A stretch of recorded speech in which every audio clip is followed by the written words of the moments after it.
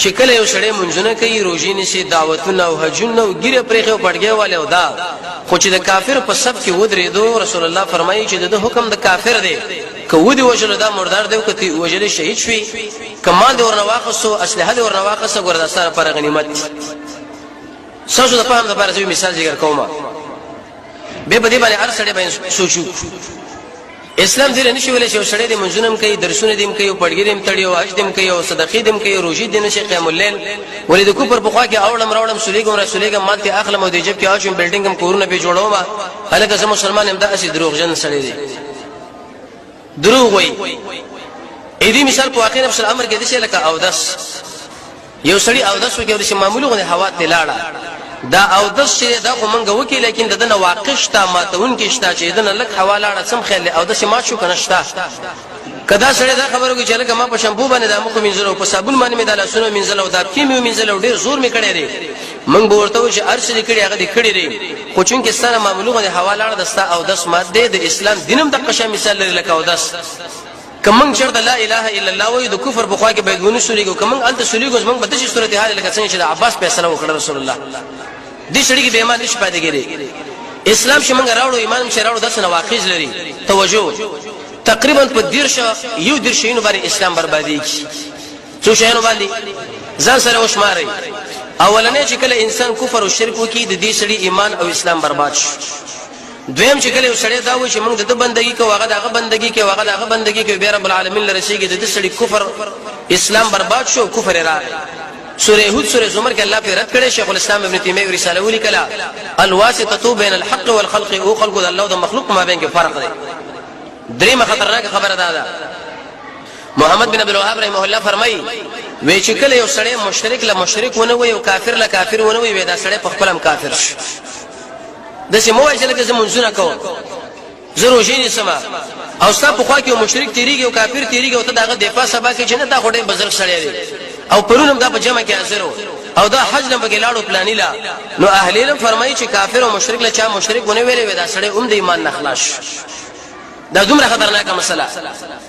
څلورم په دې باندې سړی کافر کېږي چې د محمد صلی الله علیه وسلم دین کامل دینونه غړي لکه دا دین د نبی کریم علیه السلام خاص ناقص دین دی پلانی پورا کړی دی پلانی پورا کړی دی پلانی او پنځم چې کله سړی د اسلام سره بغض او ورانه ولري دې سړی ایمان پرې خود د سړی کافر شي شپږم چې کله یو سړی د اسلام پورې استهزاء وکړي د اسلام د دین پورې ټوکې او ملنډوږي او قران پورې او موږ پورې جمعات پورې ووم چې کله یو سړی سحر کوي په دینت باندې چې دا حلال دی قران کې الله فرمایي دام کافر شو اتم چې کله یو سړی د کافر په خوا کې ودرېږي داغه معاونت وکړي داغه تایید وکړي دا سړی د ایمان نه خلاص او دا کافر نه هم چې کله یو سړی هغه د شوی د پلانې سړی چې د ودا خیر د دین کې را داخل نه دی مطلب دا کدا سړی مسلمان هم د مونږ دین کې اداره رسیدلې دي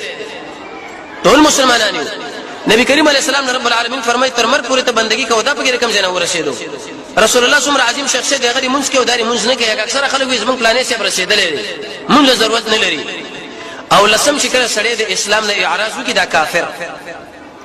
ایو لسم اهل المدا خبره ذکر کړی دا چې یو سړی غیر الله له سجده کې سجده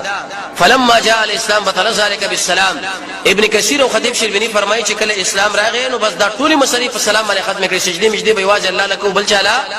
نه به کو دولسم چې یو سړی قران راوالي هغه په دې ګندګي کې وغورځي د پاسه به تشمی تیجو کې یې پلتو باندې وي به سړی کافر دی دیار لسم چې کله یو سړی زنا کوي خو په دینت باندې شدا مال حلاله ده حلاله کار د ګناه کوي او ځان له حلال غني ګور دا کافر دی لیکن کې سړی ګناه کبیره وکړو حلال نه ګڼل ځان ملامت غنو بیا به دا ګناګاری کافر بني او څوار لسم اهل علم فرمایي چې یو سړی د شیخ د ولر چې بالکل زما لپاره رب نشته معبود نشته زما رسول پښتنه نه کوي دا سړی هم کافر او پنځم اهل علم دا خبره ذکر کړې ده چې د اسلام دین دا تر وخت پورې غني مړ د لاس کو سوال د غلانه په غلاګر نه په وخت کې چې رسول الله وسه حفظ کو بس دا سړی کافر شپارسم چې کله انسان د شي عقیده ولري چې دا عالم حادث دی دا حادث نه دی دا قدیم دی او په خپل پیدا شوی لکه دهرین عقیده ولسم چې وسړي دوی اجتماع چې وسړي د شي عقیده ولري ولسم د شي عقیده انسان ولري چې دا قران کریم د الله کتاب نه دی بلکې رسول الله د ځان جوړ کړی دا سړی کافر دی دا څومره خطرناک خبره ده اتلسم اهل علم فرمایي سړی د ملائکه بارک د شي عقیده ولري چې دا د الله نورین دي ام کافر